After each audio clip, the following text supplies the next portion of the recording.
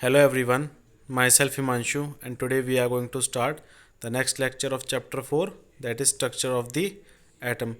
So in previous two lecture we have studied about the two models of atom, that is Thomson model of an atom and Rutherford models of an atom.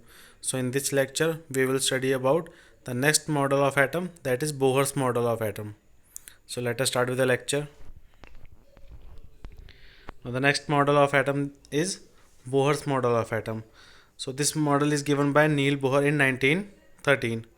So this model of atom states that an atom consists of heavy positively charged nucleus. The whole mass of the atom is concentrated in the nucleus. So basically ये जो term है, ये जो statement मैंने अभी बोली, वो किसने दी थी? वो रदरफोर्ड ने अपने एक्सपेरिमेंट जो परफॉर्म किया था गोल्ड फॉयल के साथ, उसने कहा था कि जो न्यूक्लियस है वो एक सेंटर में है, और जो सेंटर में न्यूक्लियस है वो as compared to the whole atom बहुत ज़्यादा स्मॉल है। ठीक है, एंड इस चीज़ की वेरिफिकेशन बोहर्स मॉडल जो बोहर है उसने भी अपने मॉडल में ये बात कही कि जो न्यूक्लियस है वो बहुत छोटा है और सेंटर में कंसनट्रेटेड है। The electron in an atom revolve around the nucleus in a definite circular path called orbits or energy levels.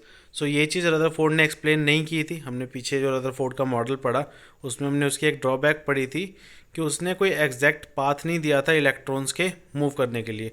But Bohr ने कहा कि जो इलेक्ट्रॉन्स हैं वो एक पर्टिकुलर ऑर्बिट या पर्टिकुलर पाथ में मूव करेंगे, जिनको हम ऑर्बिट्स या फिर एनर्जी लेवल बोलेंगे। Each energy level is associated with a definite amount of energy. And इसने क्या कहा कि जितने भी एनर्जी लेवल्स होंगे उनकी अपनी एक फिक्स्ड अमाउंट ऑफ एनर्जी होगी, मतलब हर एनर्जी लेवल का अपनी एक अमाउंट ऑफ एनर्जी होगी। So while revolving in a discrete orbitals the electron do not radiate energy, these orbital are called energy levels. ठीक है, सो उसने क्या कहा कि जो एक सर्कुलर ऑर्बिट जिसमें इलेक्ट्रॉन्स मूव करेंगे, जब इलेक्ट्रॉन्स उस सर्कुलर ऑर्बिट में मूव कर रहे हैं तो वो एनर्जी रेडिएट नहीं करेंगे। ठीक है, देखो जो रदरफोर्ड का ड्रॉबैक था वो इसी कारण आया था कि उसने कहा था कि इलेक्ट्रॉन सर्कुलर मोशन में मूव करेंगे, but as we know that कोई भी ऑब्जेक्ट जब सर्कुलर मोशन में मूव करता है तो वो अपनी एनर्जी रेडिएट करता है। ठीक है, बट बोहर ने ये क्लैरिफाई किया कि जो इलेक्ट्रॉन्स है जब वो एनर्जी लेवल में मूव करेंगे, मतलब सर्कुलर पाथ में मूव करेंगे, तो उस टाइम पे वो अपनी एनर्जी रेडिएट नहीं करेंगे। ठीक, and the last one is the change in energy takes place when the electron jump from one energy level to another energy level. तो बोहर ने क्या कहा कि जो इलेक्ट्रॉन्स हैं वो एक एनर्जी लेवल से दूसरे एनर्जी लेवल तक मूव कर सकते हैं, बट ये कब मूव करेंगे? जब वो इलेक्ट्रॉन को कहीं और से एनर्जी मिलेगी।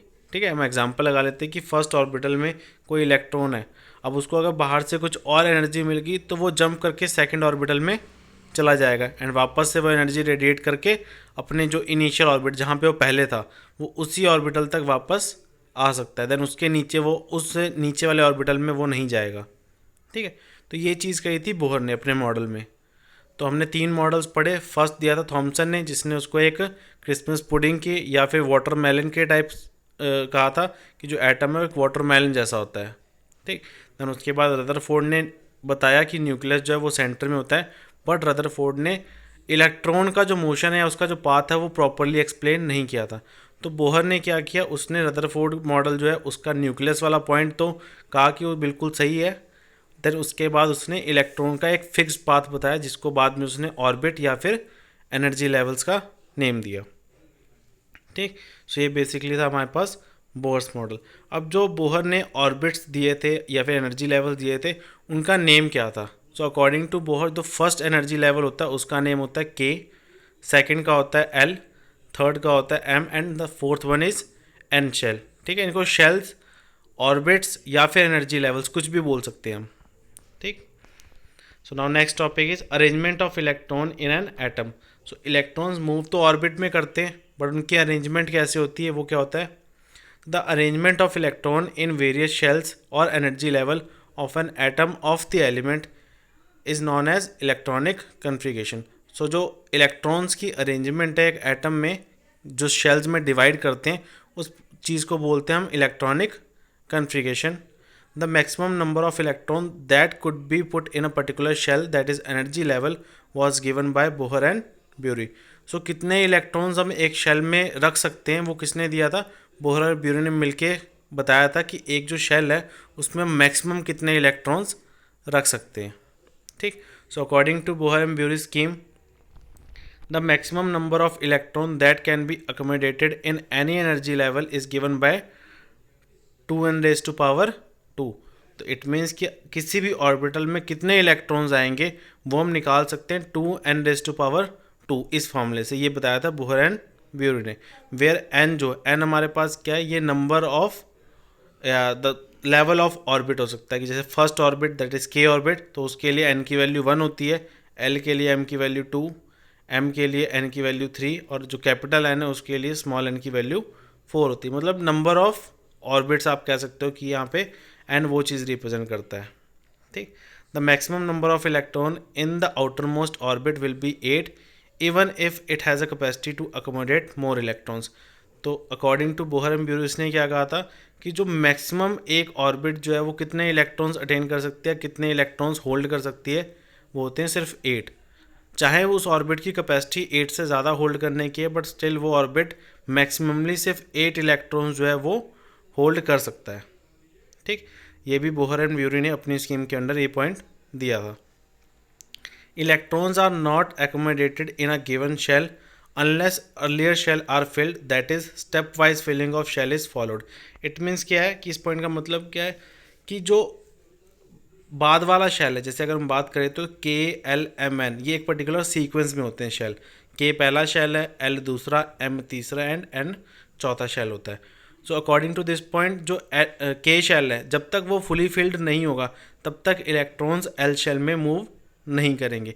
सिमिलरली जब तक L शेल फुली फिल्ड नहीं होगा तब तक जो इलेक्ट्रॉन्स है वो M शेल में मूव नहीं करेंगे। इट मीन्स क्या है कि अगर एक प्रोसीडिंग जो सेकंड शेल है या थर्ड शेल है उसमें अगर इलेक्ट्रॉन्स फिल करने हैं तो उसके लिए उससे पहले वाले मतलब उससे जो नीचे दो शेल्स हैं उनको भी कम्प्लीटली फिल होना पड़ेगा। तो स्टेप वाइज फिलिंग होती है इलेक्ट्रॉन्स की इन ऑर्बिटल्स में, ये बताया था बोहर एंड ब्यूरी ने। ठीक। ये एक सिस्टमैटिक अरेंजमेंट है जिसको हम इलेक्ट्रॉनिक कन्फिगरेशन भी बोलते हैं कि इलेक्ट्रॉन्स को अरेंज करना है एक एटम के अंदर, that is known as electronic configuration.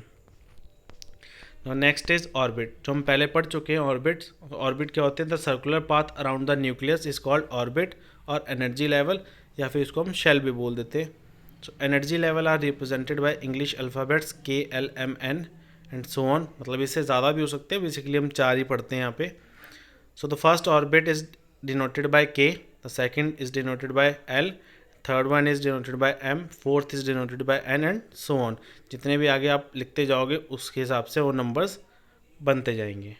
ठीक। So these are orbits basically. और distribution of electron in orbit और अ शेल, की जो शेल्स हैं या जो ऑर्बिट्स हैं उसमें इलेक्ट्रॉन्स कैसे डिस्ट्रीब्यूट होते हैं। हमने ऊपर देख लिया कि बोहर एंड ब्यूरी ने एक फॉर्मूला दिया था दैट इज़ 2n⁻²। इस फॉर्मूले के अकॉर्डिंग जो हैं वो इलेक्ट्रॉन्स ऑर्बिट में फिल होते हैं। बट हम इसमें अब देखते हैं कि फर्स्ट ऑर्बिट में कितने इलेक्ट्रॉन्स आएंगे, सेकंड में कितने आते हैं। ठीक। Now the number of electrons in K shell, मतलब फर्स्ट शेल या फिर फर्स्ट ऑर्बिट है उसमें कितने इलेक्ट्रॉन्स आते हैं। तो देखो फर्स्ट ऑर्बिट के लिए हमारे पास n की वैल्यू कितनी होती है, 1। ठीक। देयरफॉर 2n⁻², ये फॉर्मूला दिया था बोहर एंड ब्यूरी ने। इसमें जब हम n की जगह पे 1 पुट करेंगे तो हमारे पास क्या आएगा, 2 × 1⁻², and we know that 1⁻² is also 1। So 2 × 1 हमारे पास कितने इलेक्ट्रॉन्स बने, 2। सो इट मीन्स जो फर्स्ट ऑर्बिट है उसमें कितने इलेक्ट्रॉन्स फिल हो सकते हैं, ओनली 2। ठीक। The second one is number of electron in L shell, that is in second orbit. मतलब सेकेंड ऑर्बिट में कितने होंगे, अब देखो सेकेंड ऑर्बिट है तो उसके लिए n की वैल्यू कितनी हो जाएगी, 2। अगेन सेम जो हमने प्रीवियस फॉर्मूला यूज़ किया था बोहर एंड ब्यूरी वाला, देन उसी फॉर्मूले में हमने n की वैल्यू क्या करनी है, 2 पुट करनी है। तो फॉर्मूला अपने पास था 2n²। ठीक। सो वहाँ पे n की वैल्यू जब हम 2 पुट करेंगे तो हमारे पास क्या बन जाएगा, 2 × 2⁻², and we know that 2⁻² is 4। So 4 × 2 is basically 8। तो सेकंड जो शेल है या फिर सेकंड ऑर्बिट है L शेल जो इसको हम बोलते हैं, उसमें कितने इलेक्ट्रॉन्स मैक्सिमली फिल हो सकते हैं, 8। ठीक। ऐसे हम फर्दर और भी जितने शेल्स हैं उनके बारे में भी हम मैक्सिमम नंबर ऑफ इलेक्ट्रॉन्स निकाल सकते हैं। ठीक। सो इस तरीके से जो इलेक्ट्रॉन्स है वो एक एटम के अंदर हम फिल करते हैं या अरेंज करते हैं। ठीक। सो आज के लेक्चर के लिए सिर्फ इतना, बाकी नेक्स्ट लेक्चर में कवर अप करेंगे। So thank you students.